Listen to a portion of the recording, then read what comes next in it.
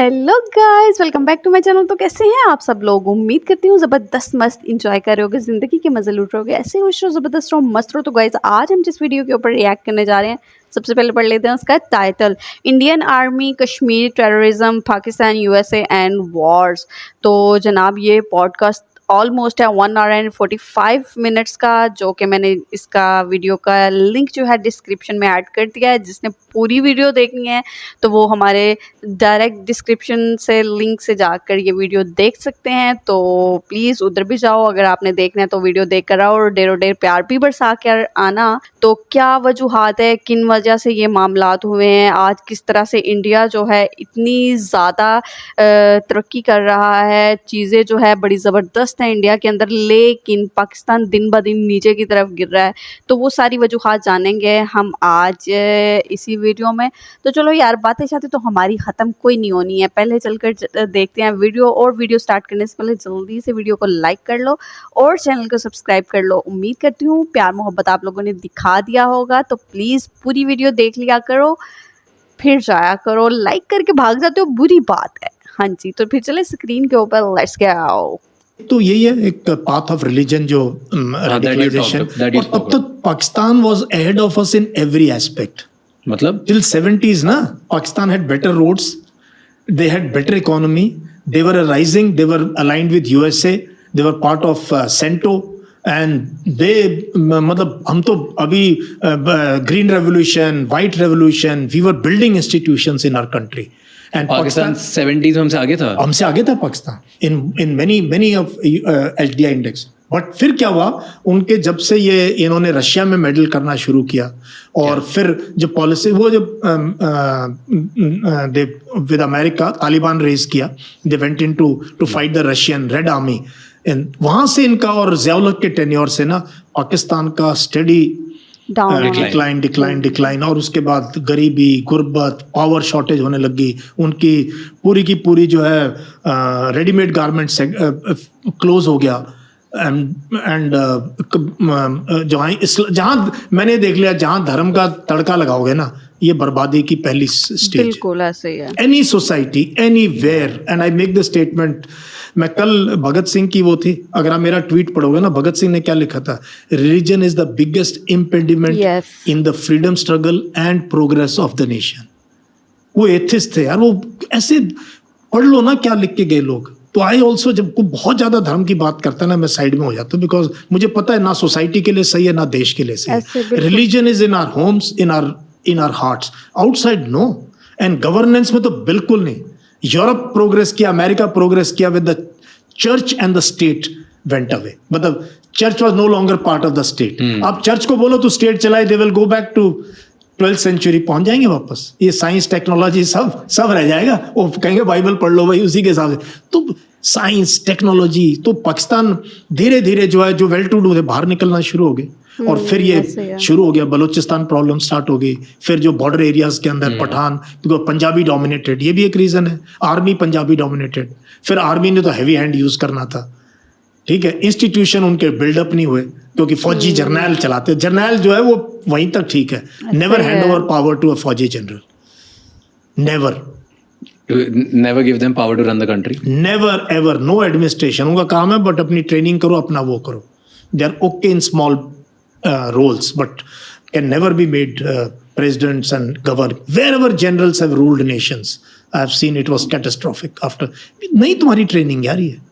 A politician is a politician, जैसा भी है। क्या डिफरेंट होता है पॉलिटिशियन और जनरल में? एक डिफरेंस बताओ। एक difference, that's why general lack. See, politician जमीन से जुड़ा रहता है, उसको वोट मांगने हर 2-3 साल में इलेक्शन होता है, धक्के खाता है गलियों में, गाँव में, लोगों के साथ चारपाई पे बैठता है। जर्नल नहीं कर सकता ये, वो एलीट है। Specially in countries like Pakistan and many other countries. Bangladesh भी 1 साल रहा हूँ, तो मैंने वहां भी देखा है। तो मेरा इस तरीके से ना, तो हर जगह, क्योंकि द ऑर्गेनाइजेशन आर्मीज मेजरली बनी उस वे में कि it's very centralised. It is in a way कि यार टॉप लीडर है, वो कमांड देगा, उसके अप्रूवल से आएगा, और तो हमारी जो सब उसकी हायरार्की और रिस्पेक्ट बहुत ज्यादा करेंगे, तो सर पे चढ़ाएंगे। और हम हैं भी एशियन आर्मीज ना, we are legacy of British feudal culture है। फ्यूडल साहब है, झंडा है, गाड़ी है, बड़े बड़े घर है। So we are just carrying on. in many ways. तो वी आर, अगर कोई जमीन से जुड़ा हुआ भी है तो उसे हम लोग बबल में डाल देते हैं. बबल, एग्जैक्ट वर्ड आपने यूज किया, उसको उस बबल में डाल देते हैं और सोचता है यही दुनिया है. And then that's why it's difficult for them to run the country. That's why I keep saying, लोग मेरे से तो, क्योंकि अब इतना देश में घूमता हूँ, लोग पूछते हैं सर फौज को दे दिया. मैंने कहा नहीं यार, ये दोबारा मत बोलना भाई. फौजेस are good, they can really do miracles and they have done it. हमारे देश में भी army chiefs are great for armies. हाँ, गवर्नर नहीं, और भी कई जगह कॉर्पोरेट में भी अच्छा काम किया, स्पोर्ट्स में भी किया. हमारे से लोग एजुकेशन, अब आई मीन एजुकेशन सेक्टर पढ़ाता हूँ लोगों को, तो we can do in our own sphere, but we can not. People का जहाँ कॉन्टैक्ट है और वो है ना जमीन से जुड़ा, उसके लिए you need. So you can get disciplined success. हाँ. Not a people-centric diplomatic jobs. You can't. So diplomacy is another area, not our forte. जबकि करते हैं हम military diplomacy करते हैं हम, but military to military we are good. But we can't do military to a civil bureau, diplomat. Do you think Pakistan threat है आज हमारे लिए? No. Not at all. From a defense point of view. और मैं तो बहुत बार कहता हूँ कि पाकिस्तान तो बनाया इस्लाम के नाम पे था और इस्लाम ही लेके जा रहा है इनके देश को, क्योंकि आज तक वो डिसाइड ही नहीं कर पाए कि मुस्लिम कौन है. पाकिस्तान का the main question they don't have an answer is who is a Muslim. Meaning कि ये डिबेट की भाई मुस्लिम कौन है. भाई अहमदियाज को तो आपने आउट कर दिया है, फिर कहते हैं इस्माइली भी नहीं है, फिर शियाज भी नहीं है. सुन्नी में कौन सा फिरका सही मुस्लिम कौन है, असली इस्लाम किसका है. तो ये बलोच पठान को देख नहीं सकता है, पठान पंजाबी को देख नहीं सकता, पंजाबी सिंधी को नहीं देखता, सिंधी मुहाजिर को. मतलब अब देखो ना क्या हो रहा है पाकिस्तान के अंदर. आई एम अ कीन पाकिस्तान वॉचर, और मैं इसलिए अपने बच्चों को बताता हूँ जब मैं पढ़ाता हूँ, मैंने कहा religion never unites, ethnicity unite करती है, भाषा यूनाइट करती है. रिलीजन कभी भी आप दुनिया में नहीं. तो पाकिस्तान में पता है कितना टेररिज्म है, much beyond you and me can't imagine. Khyber Pakhtunkhwa में रोज पाकिस्तान आर्मी के एवरेज है 7-8 सोल्जर, कई ऑफिसर, रोज ये इंसिडेंट्स हो रहे हैं वहाँ पे पाकिस्तान के अंदर. They are facing maximum terrorism today is in Pakistan. उनकी आर्मी, मेरे साथ तो थे ना पाकिस्तानी ऑफिसर्स, वो कहते सर हम कराची जा नहीं सकते, गाड़ी में पिस्टल लेके जानी पड़ती है. मैंने कहा भाई हम धन्य, हम इंडिया में हमने आज तक कभी पिस्टल नहीं कैरी करी अपनी कार में, डंडा नहीं कैरी किया, पूरे देश में घूमे हम, even when I was serving, और अब भी घूमते हैं. We are so safe, we are so secure as a nation. वहां नहीं है, वहां कोई पकड़ लेगा आपको. आप मुहाजिर हो, आप पंजाबी हो, आप बलोच हो, आप ये करते हो, आप वो करते हो, फिरका परस्ती है. What do you think वहां पर इतना, why do you think कि इतना टेररिज्म उधर बढ़ गया? क्योंकि जो वर्ल्ड वाइड नैरेटिव है वो ये है कि पाकिस्तान टेररिस्ट भेजता है इंडिया में और चीजें करता है, right? This is the narrative, this is what we all know. तो जब पाकिस्तान टेररिस्ट ट्रेन करके यहाँ भेजता है तो उनकी खुद की कंट्री में टेररिज्म कैसे क्यों हुआ ना, ये समझने की बात है. जब रशियन आर्मी आई ना अफगानिस्तान में, तो अमेरिका तो तब cold war was at its peak. Russia came into Afghanistan. अब अमेरिका को लगा they will come into Pakistan, and Russia को वार्म वाटर्स चाहिए. तो ये 200 साल पुराना हिस्टोरिकल फैक्ट है. अफगान तो they feel this is the shortest route to get warm waters and ports here in this. तो अफगानिस्तान में कम्युनिस्ट रूल था, तो कम्युनिस्ट फेवरेबल, तो जो है यूएसएसआर की रेड आर्मी वॉकड इन. अब अमेरिका ने क्या किया, CIA ने पाकिस्तान आर्मी को यूज किया. तब तक पाकिस्तान आर्मी को ये जिहाद का और इस चीज का कोई टेररिज्म कोई आइडिया नहीं था. इनको बोला यार अब तुम ना एक फोर्स तैयार करो जो इनके साथ लड़ेगी, रशियंस के साथ. तो इन्होंने तालिबान रेज किया. तो जो वहाँ नौकरी नहीं, कोई नहीं, जिहाद के नाम पे जो है अफगान पाकिस्तान से उन्होंने फंड किया, CIA ने ट्रेन किया, ISI ने हजार लोगों के कैंप लगाते थे, उनको AK-40 पैसा CIA का. तो ISI ने सीखा टेररिज्म कैसे बनाना, उनको अमेरिका से सीखा उन्होंने, और उन्होंने वो इस्तेमाल किया रशिया पे. रशिया 8-9 साल में they got a bloody nose, they backed out, they lost. अब जो तालिबान आ गए वहां पावर में, अब जो जिसको आदत होगी वेपन की और चौधरी बनने की, वो थोड़ी रुकेगा.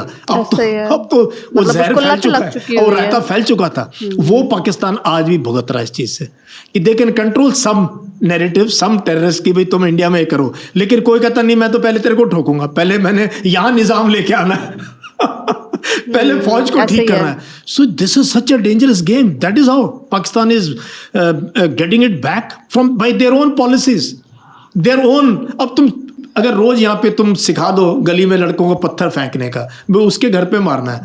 कुछ दिन के बाद इनमें ही कोई लीडर बने कि नहीं पहले तेरे को पहले तेरे ठीक को मारे, हाँ, तेरे को फिर आसान तुम है क्यों मारना, मार चल रहे हो ये वो। So that is the most insecure institution. Raj, मैं तुम्हारे पॉडकास्ट में स्टेटमेंट बना रहा हूँ, you know which is the most insecure institution, जबकि Pakistan survives on their army. फौज है तो सब कुछ है वहाँ, बस most insecure is Pakistan army, navy and air force. क्योंकि पता नहीं कब हमला हो जाएगा। कहाँ मतलब मुशर्रफ पे 2-3 हमले हुए यार, जब वो तो प्रेसिडेंट डर के रहते हैं वो। देर पाकिस्तान नेवी के ऊपर कितने अटैक हुए हैं, उनकी तो PNS मेहरान के ऊपर अटैक हुआ था यार, उनके अंदर घुस गए थे, 3-4 जहाज उड़ा दिए उनके। I have been following Pakistan very closely for the last 35-40 year, तो फिर मेरे दोस्त भी रहे। But you are telling me कि टेररिज्म, तालिबान, ये अमेरिका ने बनाया? अमेरिका ने बनाया, पाकिस्तान से बनवाया, पाकिस्तान की मदद से। जब अमेरिका ने ही तालिबान बनाया, हाँ, तो तालिबान में या दूसरे टेररिस्ट ऑर्गेनाइजेशंस में ऐसा क्यों हो गया कि नाउ वी आर अगेंस्ट देखो ना अमेरिका? फिर जो मिडिल ईस्ट में या जो इस पूरे एरिया में जो लोग रेडिकल इस्लामिस्ट थे, finally they got one country where they could freely move, that was Afghanistan.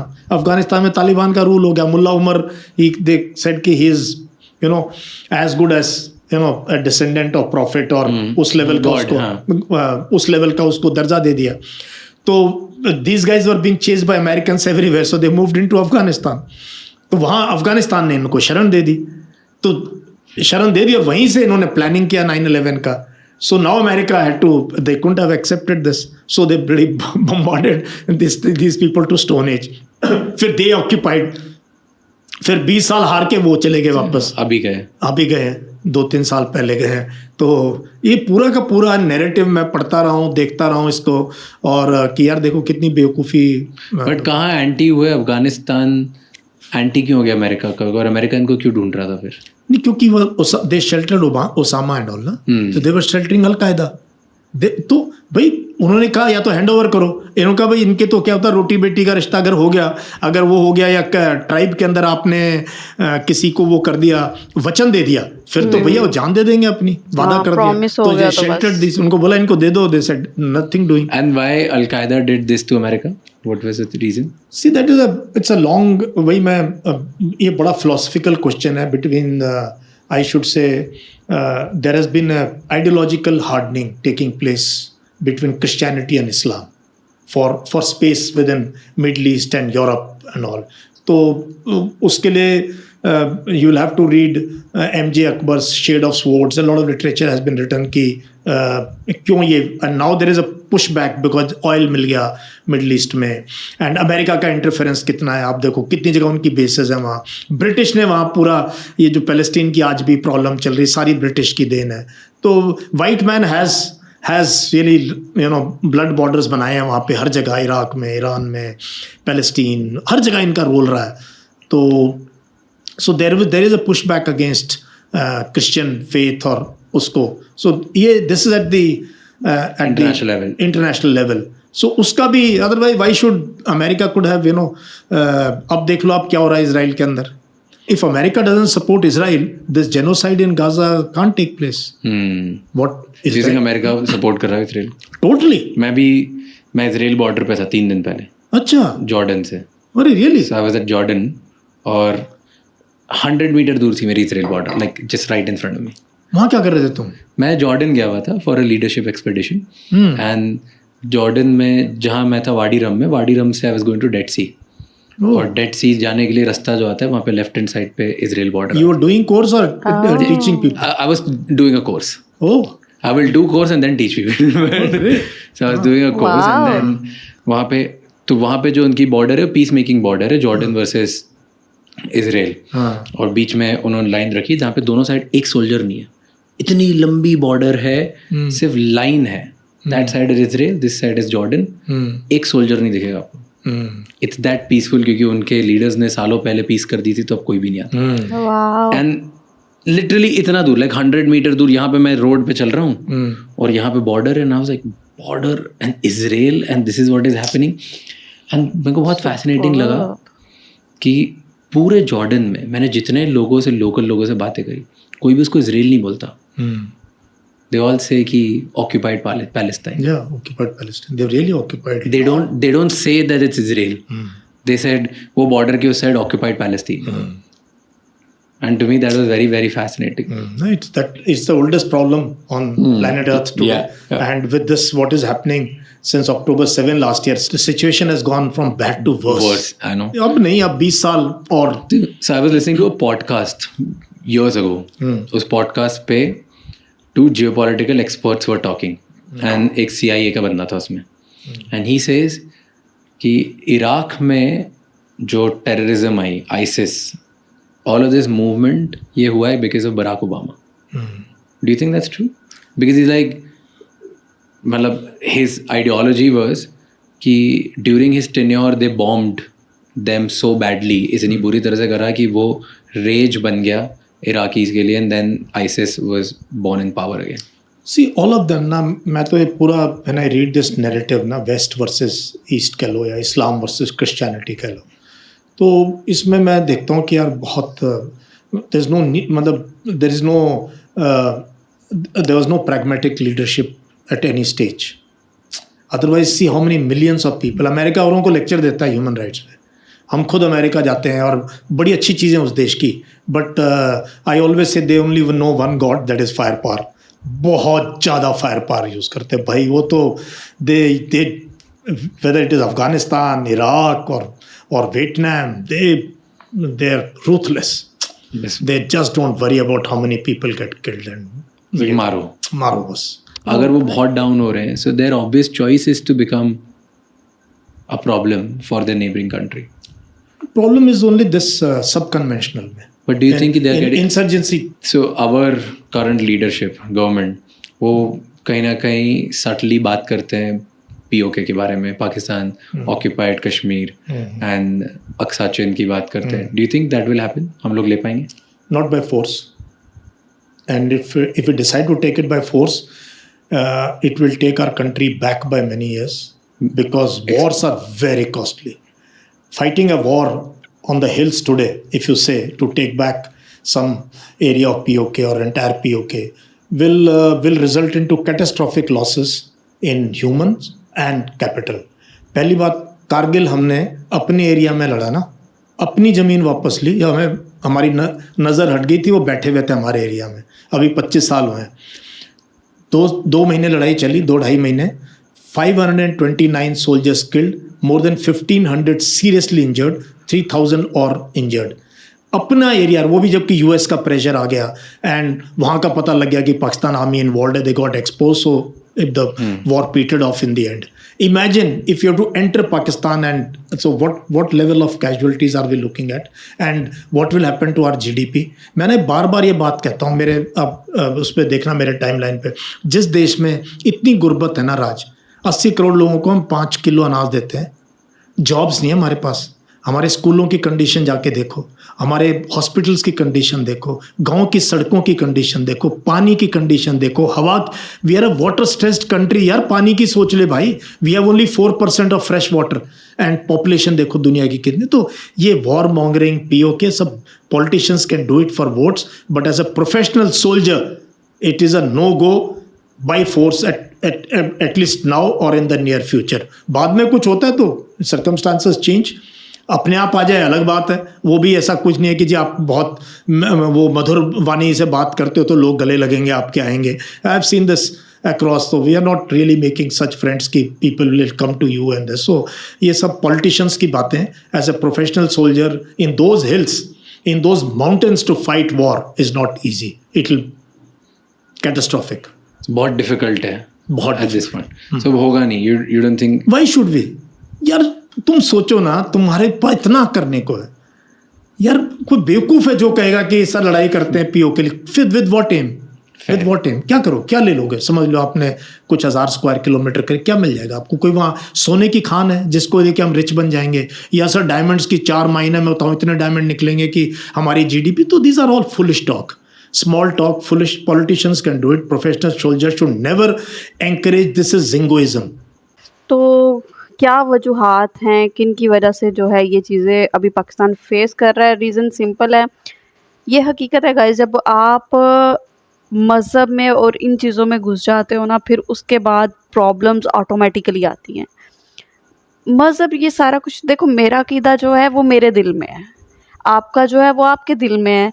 लेकिन अगर आप ये कहो कि भाई मेरा अकीदा ये है, तुम ये करो, या वो सामने वाला ये बात कर रहा है, तो चीज़ें दिन ब दिन ख़राब होती जाएंगी। दूसरा रही कंट्री की बात, आर्मी वाकई बॉर्डर्स पे होनी चाहिए, ना कि मुल्क के अंदर।